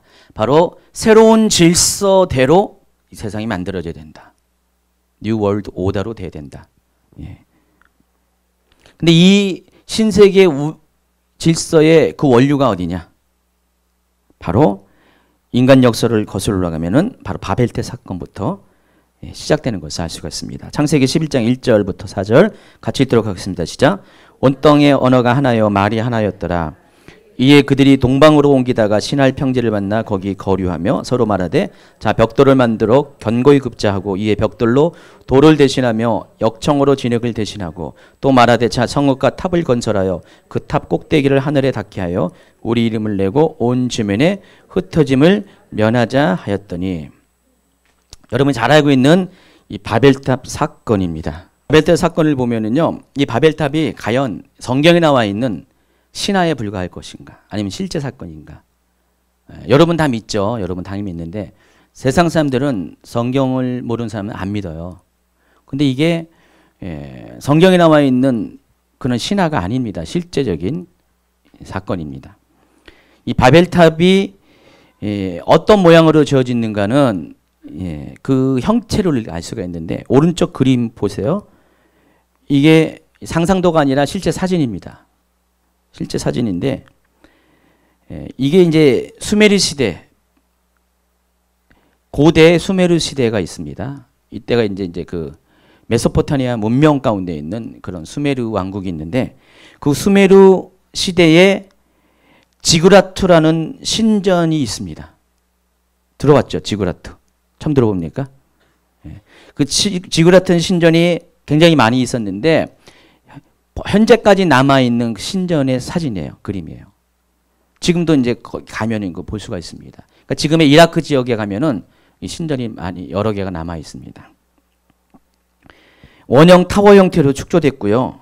꼭대기에는 지그라트를 다 보면은 뭐가 있냐면 다 신전이 있어요. 신전. 우리나라 그 첨성대 아시죠? 첨성대가 무슨 이렇게 별을 건축하는 뭐 그런 걸로 알고 있는데 어떤 학자들은 첨성대도 그런 거 아닌가. 하늘에 제사 드리는 꼭대기에 예, 그런 기능이 아닌가 그렇게 얘기하는 분도 있습니다. 그러니까 고대로 올라가면 갈수록 그런 게 있어요. 그래서 현존하는 최고의 지구라트가 바로 우르 지역, 이라크 지역에서, 그러니까 우르가 어디입니까? 아브라함의 고향이죠. 거기서 발견됐는데 5단으로 만들어졌고 높이가 50m입니다. 50m가 굉장히 작은 게 아닙니다. 예, 벌써 이게 몇천 년 전 얘기면은 아브라함 시대 때요. 4, 5천 년 전 얘기예요. 이 4, 5천 년 전에 이런 건축물이 있었다는 것입니다. 그때 당시 굉장히 많았고, 예, 지금은 이제 몇 개 안 남은 그 중에서 가장 높은 게 지금 50m짜리 예, 현존하는 지구라트가 예, 그 우르 지역에서 발견됐습니다. 근데 바벨론 전승에 의하면 성경 말고요. 바벨론 지역에 있는 그 전승이 있잖아요. 전설이 있잖아요. 전승에 의하면은 그러니까 성경 말고 일반 전승을 말한 겁니다. 이 탑은 원래 니므롯에 의해서 축조됐다고 했습니다. 우리가 알고 있는 성경에 있는 11장에 있는 10장에 있는 니므롯과 같은 니므롯입니다. 그래서 아랍 사람들은 오늘까지도 이 탑 지역에 있는 지역을 니므롯의 땅이라고 이렇게 부릅니다. 지금도 그렇게 불러요. 그러니까 고대에 사건이 있었기 때문에 그것이 계속해서 사람들에게 전승되어 가지고 그 지명 가운데 이렇게 남아있다는 것입니다. 근데 그때 당시에 니므롯 당시에 이 지구라투 이 탑은 무려 210m가 됐다고 합니다. 210m. 이제 한 층으로 따지면 70층에 층으로 따지면은 70층 높이의 얘기예요. 근데 예, 이것이 가능한 것이 우리가 예, 힌트를 얻을 수 있는 게 바로 이 피라미드, 이집트 피라미드. 이집트 가자 피라미드라고 했는데 거기에는요. 예, 현존하는 그 최고 높이의 피라미드가 170m입니다. 170m이기 때문에 예, 이 피라미드가 언제 졌어요? 이것도 마찬가지 4, 5천 년 전에 지어졌어요. 그러니까 210m가 가능해요? 안 해요? 가능하고요. 이건 지금 예, 고대로 올라갈수록 문명이 굉장히 예, 탁월했습니다. 우리가 알고 있는 무슨 돌 갖고 뭐 하는 그 시대가 아니었어요. 여러분 노아의 홍수 이전의 문명은요 대단했습니다. 여러분 생각해 보세요. 사람이 다 900살 이상 살았는데 900년 동안 살려보면 얼마큼 지혜가 발전하겠어요. 그렇죠? 예, 대단했습니다. 예, 그래서 호랑이 담배 피는 시절 생각하면 절대 아닙니다. 이때 당시에도 대단히 발전된 문명이 있었고 이 수메르 문명만 해도 굉장히 많이 발전된 문명이었습니다. 성경에는요 니므롯에 대해서 창세기 10장에 이렇게 설명합니다. 구스가 또 니므롯을 낳았으니 그는 세상의 첫 용사라. 그가 여호와 앞에서 용감한 사냥꾼이 되었으므로 속담에 이르기를 아문은 여호와 앞에 니므롯같이 용감한 사냥꾼이로다 하더라. 그의 나라는 시날 땅의 바벨과 에렉과 악각과 갈레에서 시작되었으며 그가 그 땅에서 아수르로 나아가 니느웨와 르호보딜과 갈라와 및 니느웨와 갈라 사이에 레센을 건설하였으니 이는 큰 성읍이라 이렇게 설명되어 있습니다. 예. 이 니므롯이 바벨탑을 지었다고 예. 이 바벨론 전승에는 나와 있습니다. 근데 이 세상의 첫 용사라고 했는데 현대인의 성경을 보니까 그는 세상의 최초의 정복자라고 해석을 합니다. 번역을 합니다. 또 9절에 그가 여호와 앞에서 용감한 사냥꾼이라. 현대인 성경에서는 여호와를 무시하는 힘센 사냥꾼이다. 또 공동번역에서는 야훼께서도 알아주시는 힘센 사냥꾼이다. 이렇게 설명이 되어 있습니다. 그러니까 니므롯의 모습이 어떻다고요? 당시에 세상 최초의 정복자. 정복 군주였어요. 그러니까 오늘날 우리가 제국이라고 말하는 계속해서 남의 땅을 침범해가지고 흡수해가지고 예, 황제국을 만드는 그 최초의 그 제국의 황제가 누구라고요? 인간 역사상 처음으로 그런 일을 벌인 사람이 니므롯이라는 것입니다. 근데 이 니므롯은 여호와를 무시하는 사냥꾼이라고 했어요. 하나님을 대적하는 그런 사람이었어요. 그의 나라는 하면서 10절부터 나오는데 이 나라 쭉 보면은 이 나라가 어디에 속하냐면은 지도를 보여주면은 여러분 그 이라크가 있고요. 이라크가 있고 이라크가 옛날에 고대 바벨론 왕국입니다. 제국입니다. 그리고 뭐가 있죠? 바벨론 다음에 어느 나라죠? 메데 바사. 그러니까 페르시아 제국입니다. 페르시아 제국은 그러니까 이스라엘을 기준으로 해가지고 그러니까 우리나라가 여기 있고 이스라엘 여기 있으면은요 바벨론이 여기 있어요. 이렇게 우리나라 쪽에 더 가깝죠? 이라크입니다. 여기서 이스라엘 쪽으로 더 서진하면은 그게 바로 페르시아 제국이에요.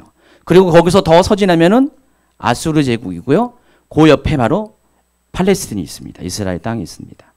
근데요, 이 제국들이 왜 생겼냐면은 모든 고대 문명들은 다 강을 중심으로 형성이 되어 있어요. 그래서 다 무슨 이집트 문명이 뭔가 여기 나일강 문명이잖아요. 중국은 황하 문명이고 다 강 중심으로 고대 세계는 발전했어요. 그러면 이 나라들도 강 중심으로 발전했을 거 아니에요. 그 강이 뭐일 것 같아요? 이스라엘에서 북쪽에 가면은 뭐가 있습니까? 예, 유프라테스 강과 티그리스 강이 있습니다. 그러니까 두 강이 평행성을 이뤄가지고 북에서부터 지금 터키 지역에서 밑으로 이라크 지역까지 강이 길게 흐르고 있습니다. 이런 하나의 강을 중심으로 한 그런 농경지대가 발달됐고 여기에 문명들이 발달해가지고 바벨론 문명 또 페르시아 문명 그리고 이 꼭지점이 바로 하란이에요. 아브라함이 맨 처음에 잠깐 가나안 땅에 들어가기 전에 멈췄던 그 하란이에요. 그 하란이 거기고요. 거기서부터 쭉 내려오게 돼서 이렇게 해가지고 이렇게 다음은 지도가 있으면 좋은데 이렇게 쭉 내려오면은요 꼭 생긴 모양이 초승달처럼 생겼어요. 그래서 초승달 모양의 비옥한 땅 이렇게 신학자들은 설명을 하고 있습니다. 이런 모양으로. 그래서 이런 모양으로 고대 제국들이 건설되었어요. 이렇게 문명들이 이렇게 참참하면서 여기 아수르 문명까지 강 중심으로 이렇게 쫙 이어져 내려왔습니다. 지금 아브람은요, 바로 이 메소포타미아 그걸 전체를 메소포타미아 문명이라 합니다. 메소포타미아 맨 끝자락에 있는 이 바벨론 지역 우르에서 거기서 출발해가지고 하란을 거쳐가지고 가나안 땅으로 온 거예요. 그게 아브람의 여정입니다. 나중에 이제 제가 성경 훈련학교 시작하면은 다 설명을 할 겁니다. 그 나라가 어디가 되어 있습니까? 그게 바로 지금 이 니므롯의 나라가 10절, 11, 12절이 거기 나와 있는 성읍들이 지명들이 다 어디냐면은 바로 거길 말하는 거예요. 그러니까 니므롯이 바로 그 신할 땅부터 바벨론 지역에서부터 이렇게 해가지고 니느웨까지 니느웨는 아수르의 수도예요. 지금의 그 시리아 이라크 어디더라? 자주가 이란인가 시리아란 곳이 있어요. 예, 이렇게 해가지고 그 아수르 지역까지 그러니까 메소포타미아 문명 전체를 커버하는 그 모든 땅들이 다 누구 땅이라고요? 니므롯 땅이에요. 그러니까 니므롯이 그 고대에 아브라함 이전에 아브라함이 BC 2000 몇백 년 전의 사람이니까 지금부터 약 5000년 전에 우리나라 식으로 따지면은 당군 왕검 시대에 메소포타미아 전체를 통제하는 최초의 왕이었다는 것입니다. 그래서 인류 역사상 첫 번째 제국의 왕입니다. 그래서 니므롯이 이렇게 제국을 건설하니까 항상 나라가 크면은 뭐가 문제냐면은 나라가 통합이 돼야 돼요. 하나가 돼야 되죠. 분열되지 않아야 되기 때문에 취하는 행동 중에 하나가 로마도 그랬잖아요. 로마도 그래서 황제 숭배를 했어요. 그렇죠? 다 웬만한 나라들은 다 그 페르시아 제국도 그렇고 바벨론도 그렇고 다 이렇게 어떤 왕을 인간으로 보지 않고 이집트도 그렇고 신의 계열로 자꾸만 반열로 올립니다. 그래서 이 니므롯도 마찬가지입니다. 왕국을 이렇게 만들어 보니까 자기의 이름을 높이고자 어떻게 했습니까? 그 용도로 바벨탑을 만든 거예요. 그래서 이 바벨탑 안에는 꼭대기에 신전이 있는데 그 신전은 달신을 섬기는 신전이에요. 근데 그 자기가 바로 달신의 후손이라는 거, 후예라는 거예요. 화신이라는 거예요. 달신이 니므롯의 모습으로 왔다는 거예요. 그리고 또 자기의 아들들을 별신, 별신, 스타 말하는 거예요. 그러니까 달과 별. 그러니까 이때 당시에 이 지역에서 가장 인기 있는 신이 달신이었거든요. 여기 보니까 나나신이래요. 월신, 달신. 여러분 아브라함 아버지가 뭘 했는지 아세요? 우상 숭배인데 무슨 우상? 이 달신을 숭배하는 그 우상을 만드는 사람이었어요. 근데 아브라함이 그걸 깨트려 보니까 어떻게 되겠어요? 난리 났죠. 그러니까 도망온 거예요, 아브라함이요. 예, 야밤 도주를 한 겁니다. 아브라함이 그 우상을 척결했으니까. 그러니까 아브라함의 아버지도 우상 숭배자였어요. 이 지역 사람들이 다 그랬어요. 그냥 비나이의 수순이 아니라 이렇게 큰 지그라트를 만들어 가지고요. 거기 꼭대기에 신전을 만들어서 달신을 섬기는 건데 그 니므롯이 자기가 바로 달신의 화신이라는 거예요. 자기를 숭배하라는 것이었어요. 그러니까 바벨탑은 첫 번째가 그런 목적으로 만든 거였어요. 니므롯을 섬기기 위한. 그리고 또 뭐라 했습니까? 성가대를 쌓아 꼭대기를 하늘에 닿게 우리 이불을 내고 온 지면에 흩어짐을 면하자 그랬죠. 흩어짐을 면하자는 의미가 뭐냐면은 바벨탑을 쌓은 다음에 이 바벨탑이 보이는 곳까지 사람들이 거주하게 만드는 거예요. 일단은 200m가 넘는 굉장히 넓잖아요. 그러니까 사람들이 자기가 통치할 수 있는 범위 내에서 멀어지지 않도록. 그러니까 바벨탑이 보이는 그것이 바로 사람들이 거주하는 지역이에요. 예, 우리가 알고 있는 그냥 으쌰으쌰 우리가 좋으니까 하나가 되자 그 뜻이 아니라 자기 통치를 위해서 이렇게 바벨탑을 건설했다는 것입니다. 그래서 자기가 하나님이 되고자 한 거였어요. 최초의 인간이 신이 되고자 하는 그런 반역의 사건이 바로 바벨탑 사건이라는 것입니다. 자, 이것이 사단이 최초로 인간을 통해서 하나님을 반역하게 하고 하나님 대신에 자기가 하나님 되고자 하는 그런 첫 번째 사건이었습니다. 근데 이런 것들이 계속해서 역사를 타고 흘러내려오면서 이런 일이 생기고 마지막 때 또다시 또 하나의 바벨탑 운동이 시작되는 것인데 그게 바로 세계 통합 운동이라는 것입니다. 그 세계 통합 운동은 바벨탑이 그랬던 것처럼 세계가 하나가 되고자 하는 것이에요. 그리고 그 하나된 세계에 하나님을 섬기는 게 아니라 누굴 섬긴다고요? 사탄의 화신인 적그리스도를 월신의 화신인 니므롯을 섬기듯이 사탄의 화신인 적그리스도를 섬기는 그런 나라를 만드는 목적이 바로 신세계 질서라는 것입니다. 이해하시겠죠?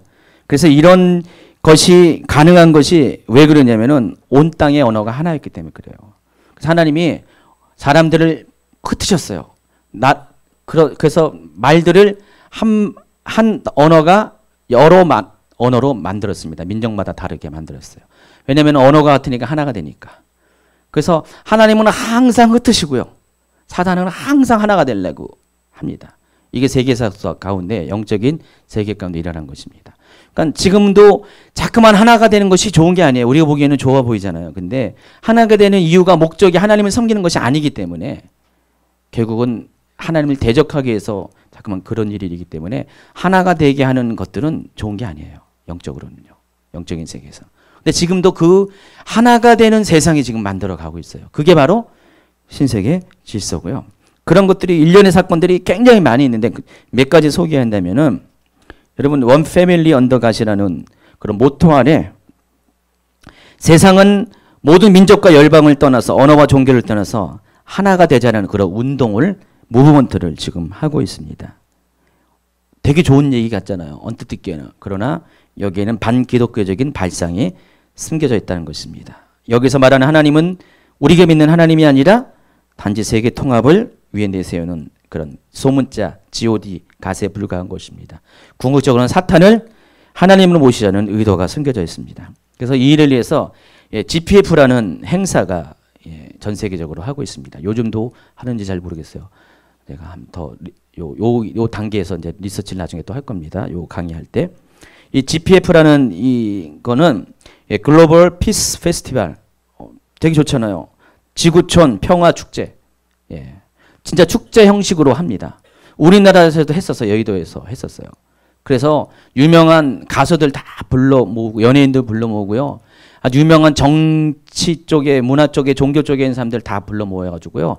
서로가 하나가 되는 그런 어떤 어떤 퍼포먼스를 행하고 있습니다. 근데 그 주체 세력이 누군지 아세요? 바로 이 사람. 예, 문선명의 네 번째 아들. 지금 예, 통일교가 예, 여러 가지 이렇게 그 문선명 그 아내 한학자 그쪽하고 또 여러 가지 파가 나눠져 있는데 이 사람은 요 부분에서 이렇게 미리 독립해서 나왔어요. 지금은 이제 그 일곱째 아들 문형진 예, 그 사람이 지금 예, 그 통일교를 이끌고 있습니다. 서로 싸우고 있죠. 근데 이 사람은 네 번째, 이 사람은 제가 영상으로 봤는데 어우 달변가더라고요. 그냥 사람들을 빨아들이는 어떤 설교 강연자라는 매력이 있어요. 이 사람은 박사학위까지 받은 사람이에요. 근데 그 일곱째 아들은요 좀 이상해요. 한번 영상 보세요. 여러분 우리 교회 유튜브 거기에 링크 돼가지고 나는 맨 처음에 이게 뭔가 했더니 보니까 그 사람이더라고요. 되게 이상해요. 한번 말도 제대로 못하고요. 이상해요. 제가 이 사람 근데 이 사람만 봐더라도 대단하게 말을 잘해요. 영어로 말하는데 대단하라고요. 그냥 빨려 들어가는 그런 웅변을 하고 있습니다. 자, 이 사람이 이 GPF를 하면서 메인 행사 중에서 하는 것이 뭐냐면 이렇게 종교 지도자들이 모여가지고요 하나의 그릇에다가 물을 붓는 작업을 합니다. 뭐예요? 그러니까 자기들의 모든 종교들을 초월해서 하나가 되자는 그런 퍼포먼스를 상징적인 행사를 하고 있어요. 이게 메인 퍼포먼스예요. 그 GPF에 WCC도 비슷하게 했잖아요. 서울에서 할 때, 부산에서 할 때. 2008년 9월 9일 몽골에서 선 GPF 행사에서 행한 문현진의 기조연설 한번 같이 읽어볼까요? 어떤 의미가 있는가? 파란색입니다. 512페이지 시작. 모든 피조만물의 창조주이신 하나님은 인류의 참 부모입니다. 잠깐만 잘 들어보지 않았어요? 참 부모. 통일교에서 얘기하는 거잖아요. 몰라요? 예, 통일교에서는 문선명을 참 부모라고 하잖아요. 문선명 한학자를. 예. 자, 계속 읽겠습니다. 그분은 특정한 종교나 인종, 어떤 지역에 살고 있는 사람만을 위해 계시는 편협한 부모가 아닙니다. 여러분의 고백으로 그분을 여호와, 알라, 하느님 등 어떤 이름으로 찬양해도 좋습니다. 중요한 것은 그분은 모든 사람들의 참된 부모로서 살아계시고 창조의 성업을 위해 역사하시는 분이라는 것입니다. 누가 여러분을 불교도요, 크리스천, 무슬림으로 부르고 흑인, 백인, 황인으로 피부색을 가르며 몽고인, 러시아인, 중국인으로 분류할지 모르나 우리는 근본적으로 하나님의 영원한 아들딸이요 영원한 가정입니다. 따라서 하나님 아래 한 가족의 세계를 실현하기 위해서는 모든 가정이 인종과 국적과 종교적 신념을 초월하여 각 가정에서부터 참가정을 이루는 주인이 되어야 합니다. 우리는 종교 간의 대화와 교류가 상대방의 예배의식과 전통을 인정하는 차원에 머물러서는 안 된다는 것을 알게 되었습니다. 참된 초종교 운동은 한 걸음 더 나아가 하나님을 믿는 모든 사람들을 한 가족으로 묶어줄 수 있는 핵심 가치를 경험하게 해주는 것에 있습니다. 이 연설을 보면 뭘 얘기하는 것이에요? 결국은 뭡니까? 참부모를 통해서 모든 종교와 인종과 국가를 초월한 하나가 되는 그런 나라를 세우자. 이 연사는 외칩니다. 이렇게 하고 있는 거잖아요. 박수가 막 우레와 같은 박수가 나와요. 그래서 그냥 사람들이 환호를 합니다. 완전 축제 분위기예요. 그 가운데서 성수가 탁 합쳐지는 행사라면은 사람들 어떻게 됩니까? 그때 와, 우리는 뭔가 이제 하나가 될 것 같다. 이런 행사를 전 세계를 떠돌아다니면서 하는 거예요. 각 나라별로 다 하면서 거기에 정치인들을 대통령도 초대하고요. 다 이렇게 해가지고요. 어떤 그런 무브먼트를 하고 있습니다. 신앙이 없는 사람들은 굉장히 이건 좋은 의도 같아요. 멋있어 보여요. 그러나 이들이 노리는 것은 결국 이런 분위기를 만들어 가서 결국은 적그리스도가 올 때 그 적그리스도를 메시아 그리스도로 맞이하게 하는 바로 예수님이 올 때 세례 요한이 했던 그 역할을 지금 이 사람은 하고 있다는 것이에요. 이것뿐만 아니라 종교 영역에서 다른 여러 가지 일들이 일어나고 있는데 해당 강의에서 설명을 합니다. 어쨌든 그들의 계획표에 의하면 세계 통합 운동의 최종 단계가 종교 통합이고 이 종교 통합의 얼굴 마담으로 죄송합니다. 마담 별로 안 좋아하는데 단어가 이게 제일 적합해가지고 바지 사장도 아니고 얼굴 마담에 다 적합한 단어인데 카톨릭이 정해져 있습니다. 가톨릭이 바로 이 역할을 한다는 것입니다. 그래서 가톨릭의 신명칭인 하나님을 내세운 거예요. 우리 한글로는 하느님을 내세운 거예요. 하느님 안에 우리 하나가 됩시다. One family under God. 그럼 되게 멋있어 보이잖아요. 우린 한 가족입니다. 하나님 안에. 그러면 야 기독교인도 받아들이고 천주교인도 받아들이고 뭐 불교인은 뭐 어차피 뭐 이렇게 특정한 신이 없으니까 다 신이니까 받아들이고 이슬람도 이슬람도 하나님을 믿잖아요. 그러니까 받아들이고 알라가 하나님이잖아요. 그러니까 다 이렇게 해가지고 이런저런 이렇게 해가지고 다 받아들여가지고 연합이 되면은 어떻게 해요? 한 종교의 리더십이 합세하면은요, 다른 사람들은 시간 문제지 금방 따라오게 돼 있어요. 그렇죠? 저 일본이 어떻게 됩니까? 아베가 딱 되니까 그냥 아무리 말이 많아도 그쪽으로 따라가잖아요. 몇 년 지나봐요, 10년 지나봐요. 뭐 교육부터 그렇게 하니까 과거의 역사는 다 잊어지고 자기들이 만든 새로운 역사 가운데 쭉 나가는 것처럼 여기도 똑같아요. 그렇게 하다 보면은요, 시간이 지나면은 종교가 서로가 하나가 되는 쪽으로 갈 수밖에 없다는 것입니다. 그래서 지금 이 신세계 질서 뉴월드 오더는요, 경제는 경제 맡은 자라, 정치는 정치 맡은 자라, 또 군사 문화는 거기 맡아서, 그 종교는 종교대로 이렇게 각각의 파트에서 이런 일들이 지금 현재 진행형으로 진행되고 있다는 것을 여러분이 아시기 바랍니다. 또 유럽 보세요. 유럽은 유럽 의회가 513페이지가 있는 513페이지 보면은요. 512페이지 끝에부터 하겠습니다. 2009년 11월 19일 날 유럽연합의 EU의 초대 대통령이 탄생했습니다. 유럽이 지금 초대 대통령이 있습니다. 정치가 하나가 되고 있습니다. 이미 됐습니다.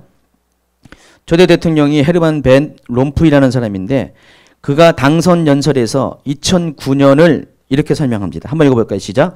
우리는 금융위기와 고용과 예산에 대한 극적인 충격, 우리의 생존을 위협하고 있는 기후의 위기, 확신할 수 없는 염려의 기간과 같은 대외적으로 힘든 시기를 보내고 있습니다. 이러한 문제들은 나라들이 상호협력을 통해 극복할 수가 있습니다. 2009년은 금융위기 가운데 G20의 설립과 함께 세계 통치의 원년입니다. 여기까지. 보면은 이 사람이 그 연설 가운데 이 G20를 통해서 이걸 통해서 세계 통치가 시작된다는 선포를 하고 있습니다. 그러니까 이유는 세계 통치를 위한 하나의 그 전 단계로서 정치와 경제가 블록화되는 하나가 되는 그런 어떤 그 시금석 같은 그런 역할을 하고 있습니다. 지금 전 세계적으로 정치와 경제가 하나가 된 데는 유럽밖에 없잖아요. 현재까지는요. 그러면서 지금 뭐 대륙별로 지금 만들어가고 있잖아요. 제가 지난 강의가 설명한 것처럼 10왕에 대해 설명하면서 각 지역별로 블록화 현상이 일어난다고 했잖아요. 유럽은 유럽대로, 아메리카는 아메리카대로. 바로 그 첫 번째 시험대가 이 EU였어요.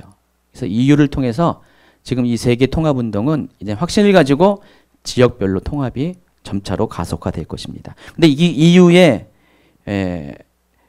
공식 포스터가 아주 그냥 놀랐습니다. 서프라이징한 건데 한번 보세요. 뭐가 생겼어요? 바로 바벨탑이에요. EU가 지금 추구하는 것이 뭐냐면은 바벨탑으로 돌아가자는 거죠. 거기 보면은 뭐라고 했습니까? 포스터에 그 모토가 뭡니까? 많은 언어가 있지만은 한 목소리다.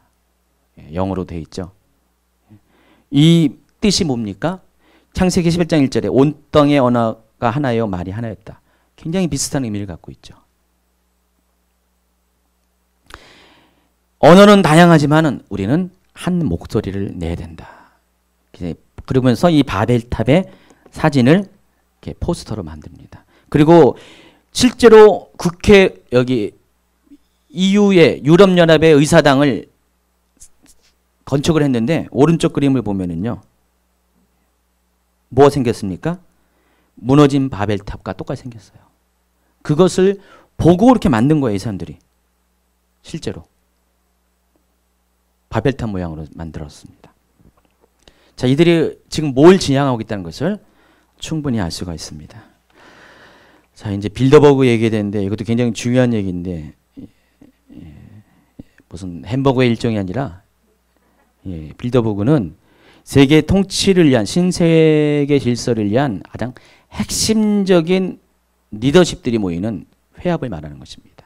실제로 이 빌더버그 회의를 통해서 오늘날 이 신세계 질서가 방향이 결정이 돼요. 그래서 실행 방법이 여기서 결정이 되는데 이것이 몇십 년 동안은 비밀에 붙였다가 드러난 지가 세상 가운데 드러난 지가 얼마 되지 않았습니다. 이것을 다루고자 하는데 이걸 얘기하면 11시까지 갈 것 같아가지고 오늘은 여기까지 하겠습니다.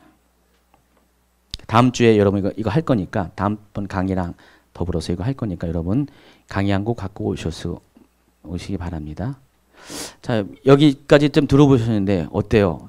처음 듣는 분 계시죠? 무슨 소설 같은 얘기를 목사님이 잘 꾸며서 하십니다라고 마음속에서 생각하시는 분도 있지만 소설이 아닙니다. 실제 일어난 일들이고요. 이것이 과거에는 잘 드러나지 않았다가 뭐 음모론 수준으로 몇 사람만 이렇게 얘기하는 수준이었다. 이제는 속속들이 어떤 그런 증거들이 막 나타나는 시대로 가고 있습니다. 앞으로 가면 더욱더 이것들이 더 표면화될 것이고요. 우리가 상상할 수 없는 생각할 수 없는 일들이 정말 많이 일어나고 있습니다. 지금 시대가 이렇게 흘러가고 있어요. 시계가 지금 정체된 것이 아니라 이 세상은 지금 우리가 원하든 원치 않던 우리의 능력으로는 막을 수 없는 엔타임으로 향하고 있습니다. 이들이 원하는 새로운 질서로 나아가고 있습니다.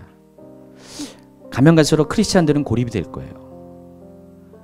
지금도 막 고립이 되고 있잖아요. 크리스찬들은 모든 종교는 다 연합되고 있는데 크리스찬들은 막 지금 아니다 하면서 막 이렇게 항변하고 있는데 그런 사람들을 뭐라 합니까? 근본주의로 몰면서 또 같은 기독교 안에서도 점점점 오직 예수님만이 우리의 구원이라고 말하는 그 목소리를 점점점 탄압하고 있습니다. 그런 시대에 우리가 살아가고 있습니다. 여러분 예수 믿는 게 가면 갈수록 어려워져요. 고달퍼요. 힘들어요.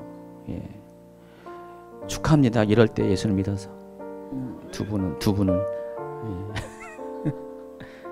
그런 하나님이 우리가 예수 믿는 게 축복인 것이 그럼에도 불구하고 하나님은 계속해서 구원받은 자들을 더 구원받을 자들을 더 초대하시고 놀라운 마지막 때의 부흥을 또 주실 것이고 더 사람들로 하여금 정결하게 하고 더 오직 예수 그리스도만 이름만 알고 이름만 높이는 그러한 사람들을 우리가 만들어 갑니다. 제가 누누이 얘기하지만 마지막 때 특징 중에 하나가 세상이 분리된다는 거예요. 악한 자들은 사탄은 세상을 하나라게 하지만 하나님은 계속 분리시켜요. 선인과 악인을 분리시키세요. 왜 그러냐면 심판이 가까우기 때문에. 확실하게 분리가 돼야지 심판을 이루어질 수 있기 때문에 그런 시대에 우리가 살고 있습니다.